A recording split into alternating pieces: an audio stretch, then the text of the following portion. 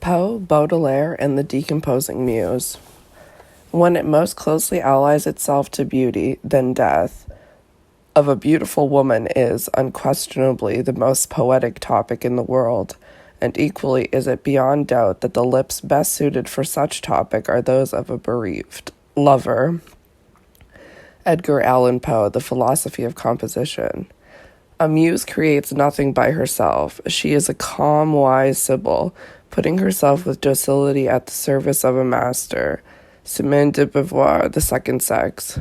The muse as Gothic mother. The Marquis de Sade's theater of suffering, with its carefully choreographed cruelty and abominable displays of tormented bodies, casts its profligate shadow over the development of European Gothic forms in the 19th century. Emerging foremost from these shadows are Edgar Allan Poe and Charles Baudelaire. Here the transgressive excesses of the Sadian Gothic find their resemblances in Poe's macabre extravagancies and Baudelaire's dissolute rebellions. The vulnerable virginal bodies across which the Sadian libertine acts out his brutal desires are recast in the irresistible but treacherous corporeality of ghastly revenants, femme fatale, monstrous vampires, and lascivious prostitutes. The image of persecuted beauty exemplified by Justine finds its dialectic realization in the reflection of monstrous and deathly beauty cast by the Medusa. This glassy-eyed, severed female head, this horrible, fascinating Medusa was, Mario Praz describes in The Romantic Agony, the object of the dark loves of the Romantics and the Decadents. It is this image of horrible beauty, of beauty in the atrocious, the sad, and the painful, that finds form in the work of Shelley and Yeats and Keats, and of Flaubert and Gide, amongst others. It suffuses, too, Poe's aesthetic conviction in the beauty of woman's death and decay. For Praz, however, Baudelaire is the poet in whom the muse distilled her most subtle poisons, and whose sense of beauty was eminently Medusian. At once fascinating and appalling, the Medusa represents a tension between female beauty and monstrosity that is vital to the development of the European Gothic imaginary of the 19th century. A figure of ominous female sexuality and emblematic of the artistic process itself, the Medusa is the Gothic muse who at once reflects and deflects the male gaze, raising imperative questions about the particular and perverse decompositions of femininity underlying Gothic representation and artistry. Women being the very substance of man's poetic work, de Beauvoir argues, it is understandable that she should appear as his inspiration. The muses are women. A muse mediates between the creator and the natural springs whence he must draw. In Greek mythology, the 9 muses were the daughters of Zeus and Mnemosyne and presided over the arts. The classical muse was deemed to bestow the divine gift of poetic creativity upon the poet, giving life to his artistic expression. The poet then reanimated the muse through the creation of a text apostrophizing her. In this way, the exchange between the poet and muse implied, in Elizabeth Bronfen's words, a moment of loss of self and possession by another. In the Platonic account, the muse's inspiration is figured as a possession or divine madness that requires the poet to lose his senses. Characterized by possession, madness, subjection, and loss, the poet-muse relation is, therefore, a particularly Gothic one. Although the muse appears to occupy a position of aesthetic authority, she functions as a cipher across and through which the poet inscribes his divinely appointed vision. Her power, in other words, remains phantasmatic. A present absence, or disembodied presence, the muse is figured as a kind of Gothic mother. Mother of the Muses, Mnemosyne is also the mother of the source of poetic authority itself, and as such, the point of origin to be invoked in the poetic act. She is the powerful agent whereby the gap is closed between any poetic endeavor and a timeless source of memory, even though her voice can exist only in absence, as the point of origination, simultaneously put under erasure and articulated in the daughters who repeat and indirectly represent her. As a mother to the poet, the muse represents a forgotten past and an inaccessible knowledge. Amongst this knowledge that is lacking for the poet and that the muse makes present, Bronfen suggests is that of death. The disembodied, deified muse of the classical tradition was, nevertheless, reinscribed as a more corporeal figure over time.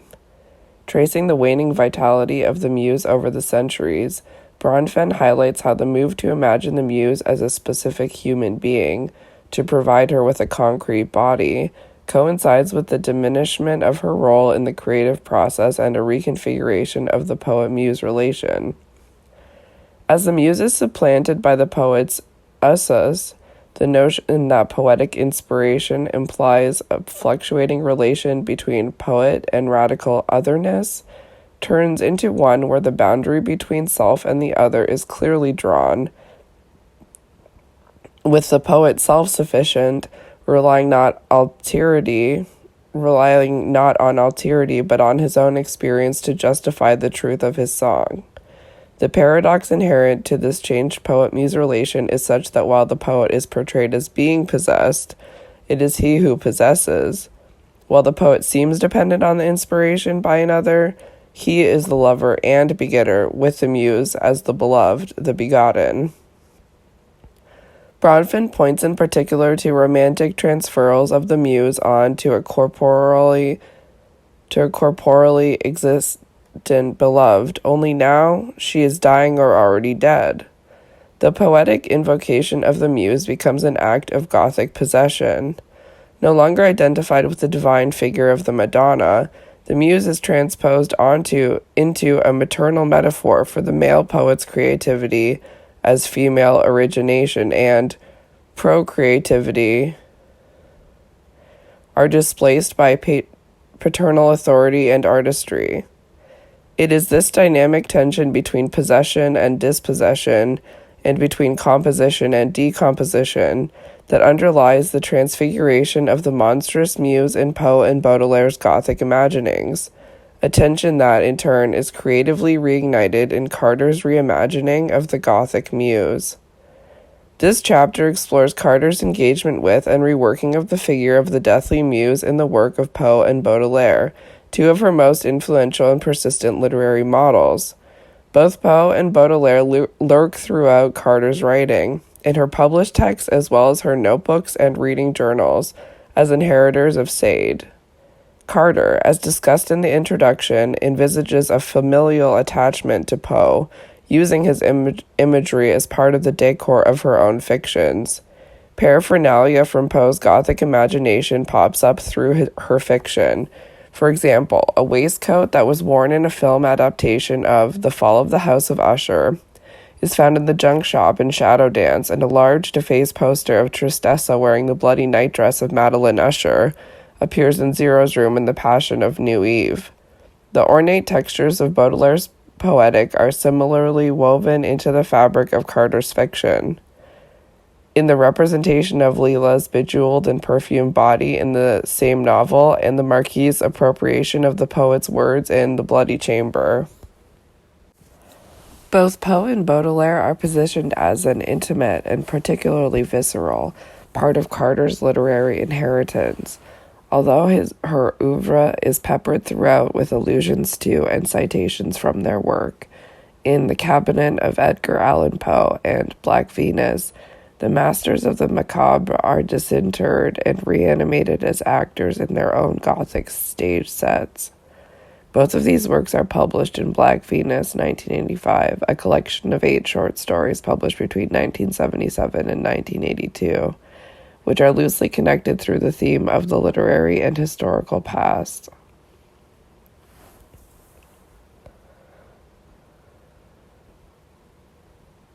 The collection includes an overture to A Midsummer Night's Dream, a reworking of Sergei Prokofiev's Peter and the Wolf, and a fictional portrait of Lizzie Borden, who was accused of murdering her parents with an axe. In Black Venus Proposes Sage, Carter is mischievously engaged in supplanting the canon, writing round the edges of the known, resurrecting, by means of invention, naturally, materials that didn't quite make it into the record, and voices we didn't get to hear. She inserts apocryphal episodes into various ready-made traditions, into Baudelaire's biography and Poe's, the real role of the Black Muse, the dead mother's Gothic legacy. In The Cabinet of Edgar Allan Poe and Black Venus, Carter is concerned with exploring the artist-muse relation and, especially, the concept of the muse as another magic other, another way of keeping women out of the arena, as she puts it in an interview with Karen Goldsworthy. While the Sadian Gothic derives erotic enthrallment from the representational contortions of the female body in the performative spaces of the Gothic castle, Poe and Baudelaire reposition her Medusan shadow at the center of their morbid spaces of composition. The threat of sexual violence is thus exchanged for an economy of textual violence in 19th century male Gothic reimaginings of the monstrous muse. In The Cabinet of Edgar Allan Poe and Black Venus, Carter is concerned with exploring the artist-muse relation, and especially the concept of the muse as another magic other, another way of keeping women out of the arena, as she puts it in an interview with Karen Goldsworthy.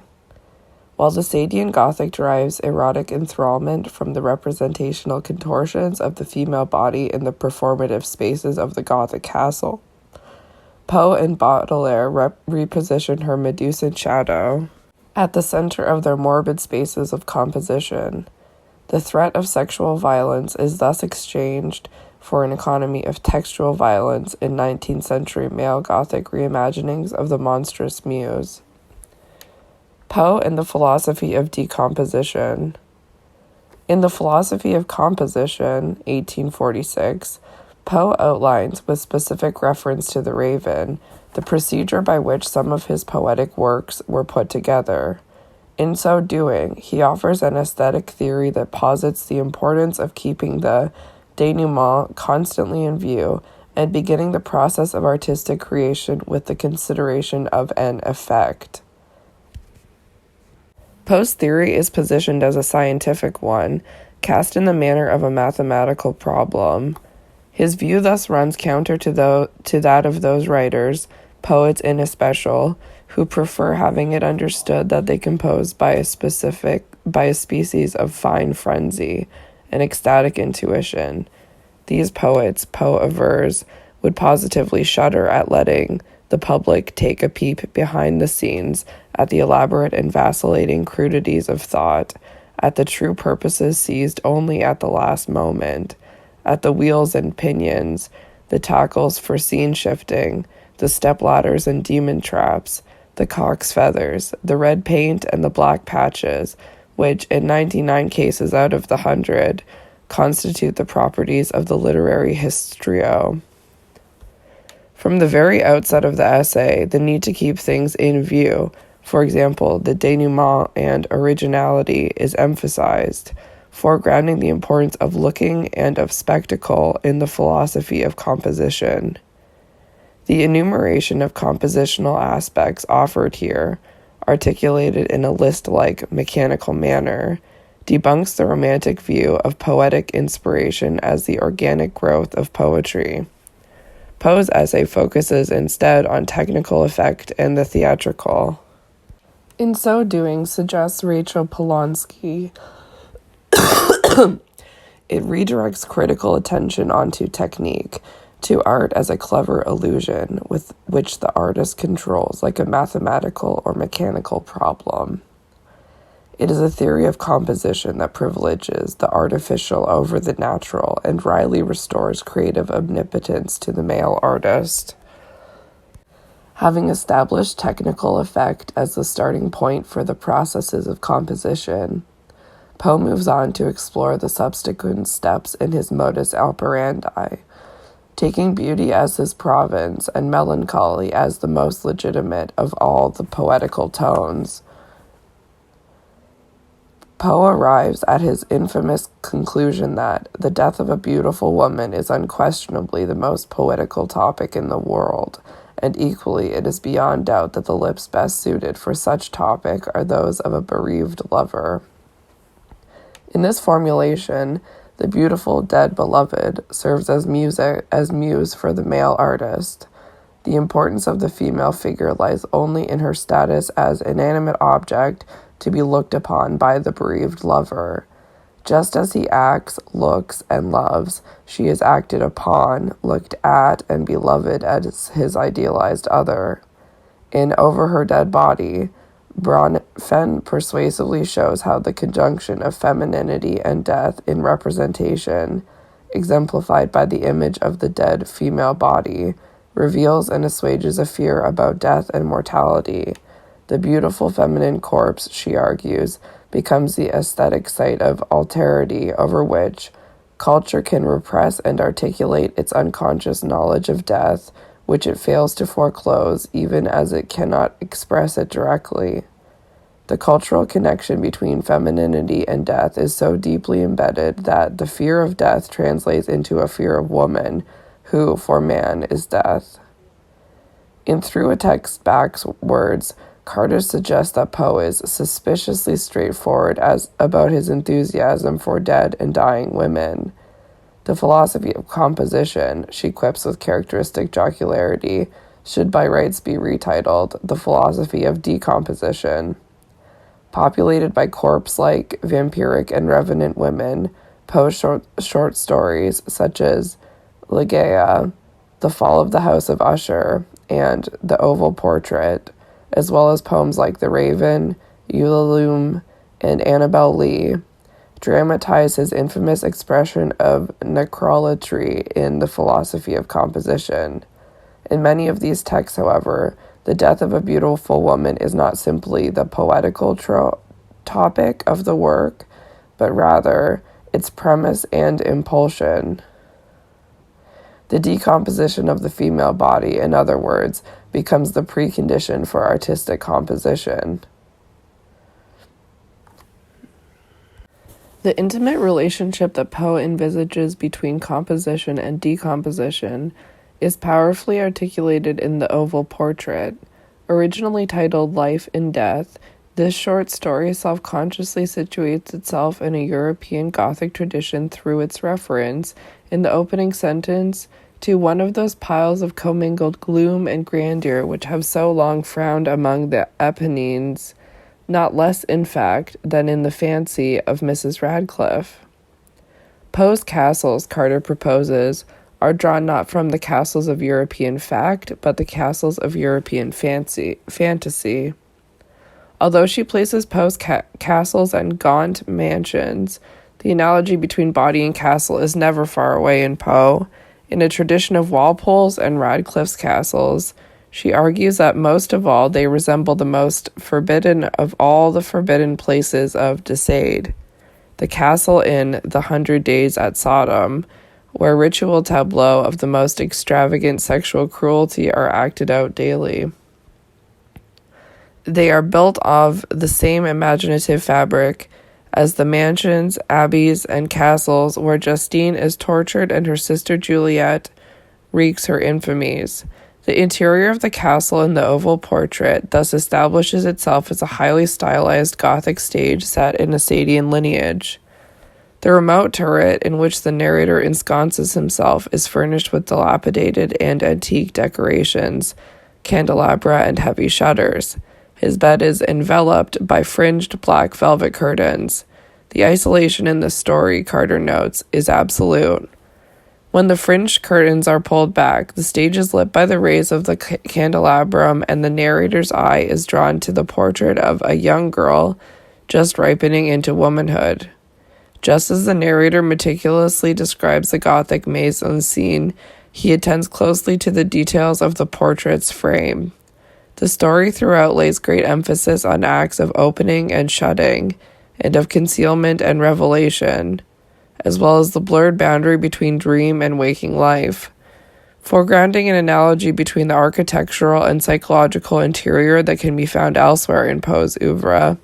The heavy shutters of the room are mirrored by the narrator's eyelids, which are described several times as closed or shut, and signal an interplay between notions of light and sight in the text, one that echoes in the description of the socket of the lamp.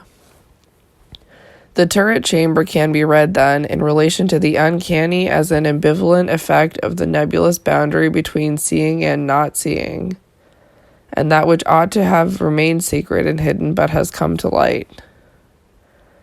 Staring closely at the portrait, the narrator becomes satisfied with the true secret of its effect, that is, the spell of the picture in an absolute lifelikeness of expression that subdues and appalls him, and seeks an explanation for it in the small volume carrying descriptions of the paintings and their histories. The story of the oval portrait, he discovers, describes the triadic relationship between the male artist, his beloved, and the portrait of which she is the object. He, passionate, studious, austere, and having already a bride in his art, she a maiden of rarest beauty, loving and cherishing all things, hating only the art which was her rival. Like the narrator in the portrait, the artist, his canvas, and the young bride are enclosed in the dark high turret chamber. The artist paints the image of his young bride, but he is so concerned with his own creative labor that he does not notice that every stroke of color he adds to the canvas is drawn from the tints of her face.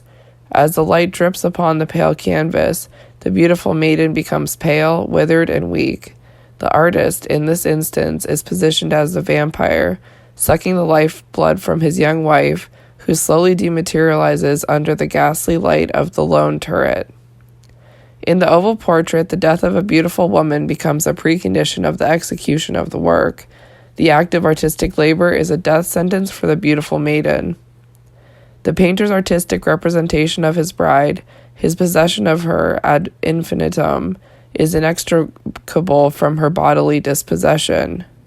For one moment, the painter stood entranced before the work which he had wrought, but in the next, while he yet gazed, he grew tremulous and very pallid and aghast, and crying with a loud voice, "This is indeed life itself," turned suddenly to regard his beloved. She was dead. Here the artistic process becomes a way to remove the female body from the scene of composition. For this body, ripening into womanhood, is marked as a potentially reproductive body. It is one that, to use Bronfen's words, bears the inscription of maternity, materiality, mortality, that the artist must put under erasure through his own creative labor. The maternal muse. Analyzing Poe's Gothic aesthetic in Through a Text Backwards, Carter posits that the elements in his voluptuous tales of terror are overdetermined. Poe's theatricality, she suggests, ensures we know all the time that the scenery is cardboard, the blade of the axe is silver paint on papier-mâché. The men and women in the stories unreal, two-dimensional stock characters, yet still we shiver. We feel we know it so well just because it is so familiar. We feel we have been here before. Carter links the familiarity of Poe's tales to Freud's suggestion in The Uncanny that a feeling of familiarity is a memory of the mother's body. However, if Poe's mother's body is a haunted house, she adds, it is one haunted by illusion. The mother's body is thus positioned from the outset as a textual body, one that, like the castle itself, becomes a creative source of weathered stage sets for Poe's Gothic drama. Nevertheless, Carter warns, there has been a tendency to interpret Poe's sexual pathology as if everyone loved corpses best. Certainly, biographical and psychoanalytic approaches to Poe's work have been eager to draw a connection between the theatrical emphasis on beautiful dead women in Poe's writing and his own experiences of bereavement, especially the loss of his mother, Elizabeth Poe, when he was an infant, and his wife, Virginia Clemm, whom he married when she was just 13 years old.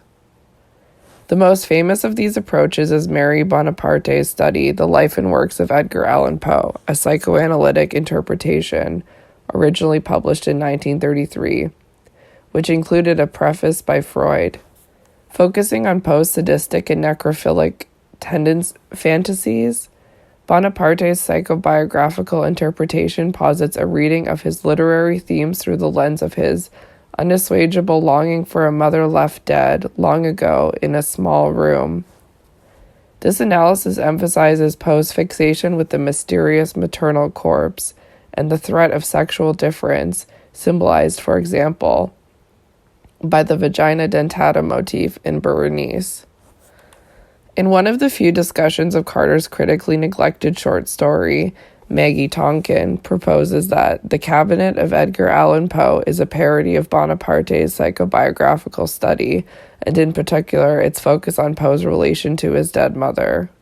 Tonkin's persuasive argument is that, in grounding Poe's representation of femininity in his perverse individual psychopathology, and more specifically his necrophilic desire for his mother, Bonaparte's psychobiographical reading of Poe's work fails to take account of his stylistic strategies and innovations.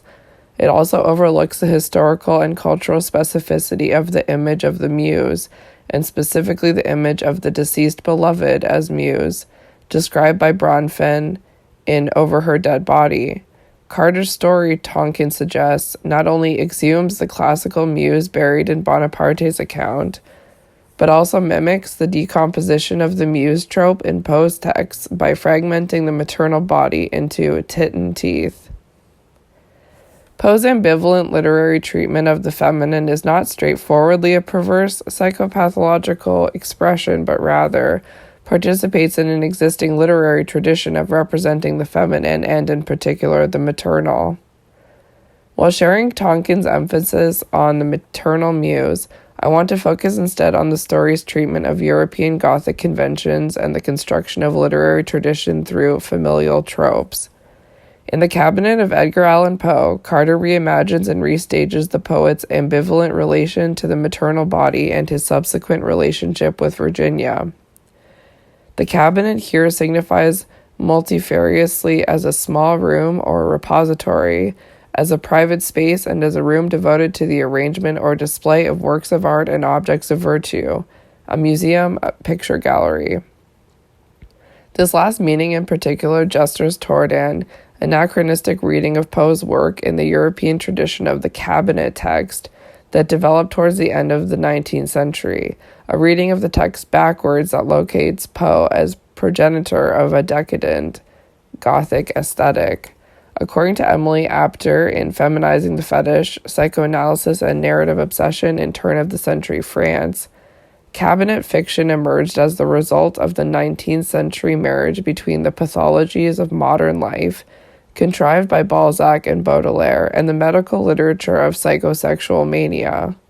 In Carter's telling, The Cabinet of Edgar Allan Poe, with its representation of pathological interiors and treatment of women as fetish objects, is at once a repository for repressed maternal longing and a literary lumber room, a perversely domesticated version of the Sadian torture chamber. If the maternal body is the site of illusion, it is one that resonates fully and richly in Carter's short story. Carter's fictional biography is constructed from citations from and allusions to Poe's work, alongside biographical material about Poe and his parents, and parodic reiterations of psychobiographical readings of his work. Just as Poe's work is all about the stage set and its paraphernalia, The Cabinet of Edgar Allan Poe is similarly bursting with theatrical metaphors and analogies. Poe's theatricality is identified as coming from his maternal side. There is a past history of histrionics in his family. His mother was, as they say, born in a trunk, grease paint in her bloodstream, and made her first appearance on any stage in her 9th summer in a Hiss the Villain melodrama entitled Mysteries of the Castle. The biographical fact of Eliza Poe's appearance in Miles Peter Andrews' The Mysteries of the Castle, a dramatic tale in 3 acts in 1795, to which Carter also refers in Through a Text Backwards, establishes an imaginative framework in which to play out the Gothic drama of Poe's maternal relation. Eliza Poe is, from the beginning of Carter's story, cast as the Gothic mother. Prematurely buried in the script of maternal femininity, her body is marked from the outset as a site of haunting. The boundaries between biographical fact and literary fiction are already blurred. The infant Poe is born into the dressing room, suckling at his mother's bosom while she learned her lines. Peering out of prop baskets, he watches his mother slide in and out of different roles, cross-dress, and stage various deaths and resurrections. He grows up, in other words, between the nourishing maternal body and the scripted role his mother plays.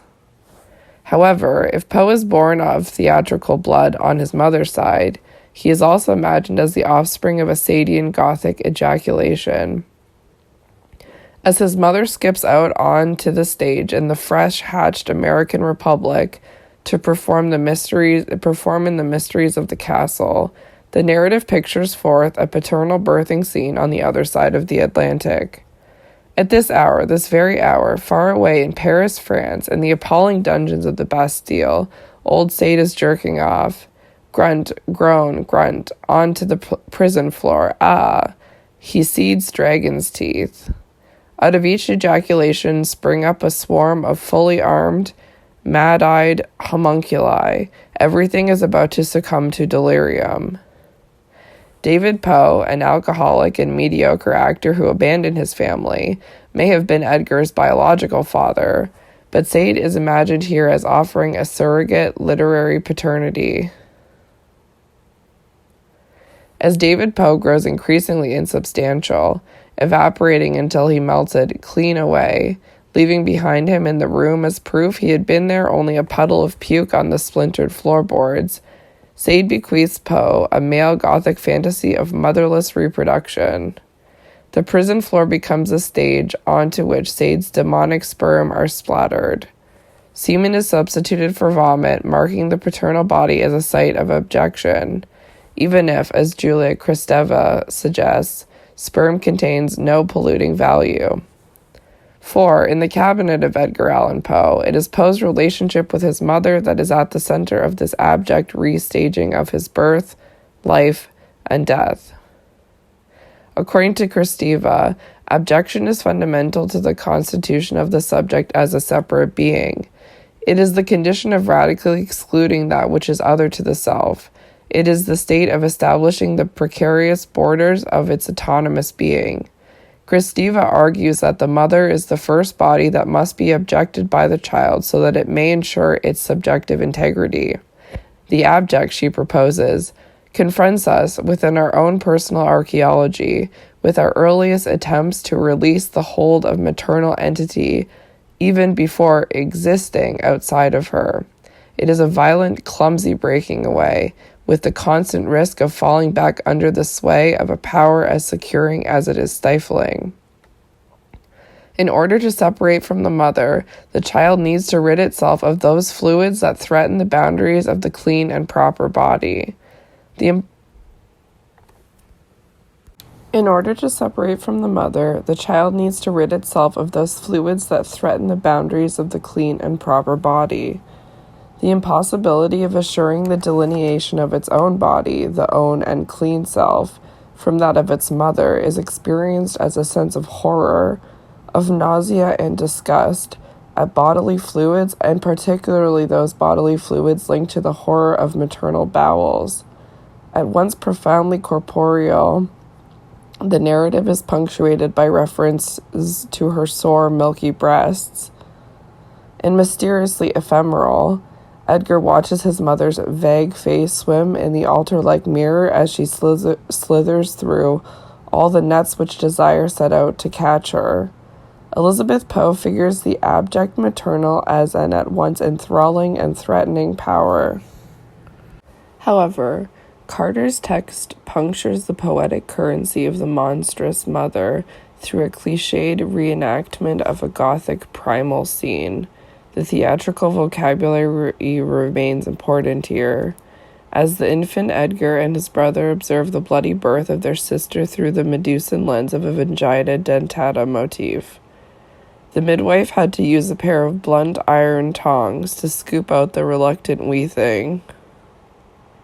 The sheet was tented up over Mrs. Poe's lower half for modesty, so the toddler saw nothing except the midwife brandishing her dreadful instrument. Underneath her many costumes, and underneath the sheet from which the infant Poe's sister was pulled, bloody as a fresh-pulled tooth, Elizabeth Poe's body is already bound by the cultural inscription of the monstrous feminine. In Carter's Gothic restaging of Poe's biography, Elizabeth is cast in the hyperbolic role of Freudian mother. When the curtain rises, the mystery of the castle is revealed as the maternal body. Carter's The Cabinet of Edgar Allan Poe is, then, an exercise in reading backwards through the text. The final part or act of the story self-consciously dramatizes the displacement of Poe's necrophilic desire for his mother onto his virginal and spectral 13-year-old cousin Virginia. For, not to put too fine a point on it, didn't she always look like a walking corpse? But such a pretty, pretty corpse. With her forehead like a tombstone, she already bears the deathly inscription of the poet's predetermined text. In the final scenes of The Cabinet of Edgar Allan Poe, the Gothic muse is caught up in an intricate web of literary and biographical allusions. References to Juliet's 13 Summers and The Sleeping Beauty reverberate alongside quotations from and allusions to Poe's poetry and short fiction, including The Sleeper, The Oval Portrait, Annabel Lee, and Bernice. Virginia steps out from the mirror in which Poe's mother had first been reflected, and at once strangely familiar and a perfect stranger.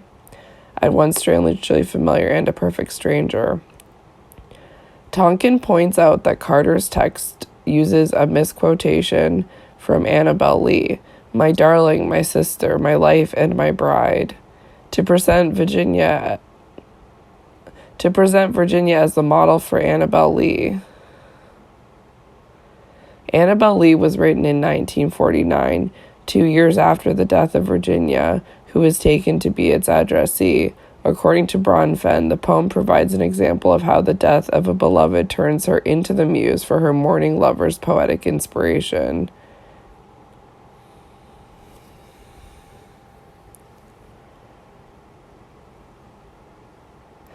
The speaker of the poem, she suggests, invokes the lost beloved so that he can idealize his love for her and, in so doing, exert his poetic power. This is a power that, in making present the image of the absent lover, is a poetic triumph over death. However, in Carter's rewriting of Poe's necrologic aesthetic, the asynchronous combination of literary citations and biographical history creates a textural disjuncture that confuses the poet-muse relation.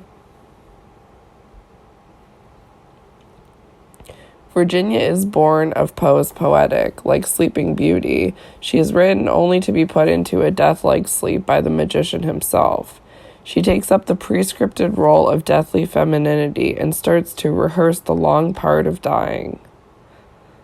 The ballad she sings for Poe and his guests at their home, The Unquiet Grave, makes her a double for the young Elizabeth Poe who skipped onto the stage to sing a ballad clad in the pretty rags of a ballet gypsy.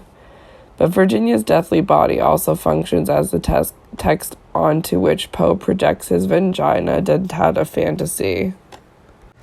All sleep. Her eyes go out. She sleeps. He arranges the macabre candelabra so that the light from her glorious hand will fall between her legs, and then he busily turns back her petticoats. The mortal candles shine. Do not think it is not love that moves him. Only love moves him. He feels no fear. An expression of low cunning crosses his face. Taking from his back pocket a pair of enormous pliers, He now, one by one, extracts the sharp teeth just as the midwife did. As the echoes of the oval portrait suggest, the male artist's composition requires the decomposition of the female body. When Virginia ceases to breathe, the dual resonances of her consumption destabilize the fixity of the poet-muse relation. The fragile, corpse-like Virginia does not die the bloody death of tuberculosis. Rather, she is consumed and bloodied by Poe's poetic surgery as he births her into death. Poe's literary cabinet is open to reveal that the highly coded and heavily inscribed image of the abject maternal body conceals the mother's silence. Polanski suggests that Poe's female characters often function as a kind of tabula rasa on which the lover inscribes his own needs. His fictional ideal is a woman who can be subsumed into another's ego and who has no need to tell her own tale. She is killed off so quickly that her silence is inscribed quite irrevocably. This silence is redoubled in the case of Poe's mother. As Arthur Hobson Quinn notes, the lack of information about Poe's parents' personal histories means that the records of their careers in the theater have become of unusual significance. Carter's story, however, is concerned with reinscribing Elizabeth Poe as a historical subject rather than the site of Poe's Freudian drama. At the center of the text cabinet is the Testament of Mrs. Elizabeth Poe, which lists the various items that Poe's mother passed on to her infant son, including the nourishing breast, skills in performance and transformation, and in awareness of mortality. The presence of Elizabeth Poe's testimony in Carter's text, "Do not think his mother left Edgar empty-handed," runs counter to and redresses biographical accounts of her deathly legacy as absence by allowing the Gothic mother to speak. When the theater burns down shortly after Elizabeth Poe's death, Poe's mother is revealed as a conjuring trick. But now the mirror, too, was gone, and all the lovely and untouchable, volatile, unreal mothers went up together in a puff of smoke on a pier of props and painted scenery. The Gothic mother is unveiled as an effect of smoke and mirrors, the effect that precipitates the creative composition. Poe's Gothic artifice may work to counter the mortal threat of the material and maternal body, but in Carter's story, it is Poe who decomposes under the blistering stage lights as his dust blows away on the wind.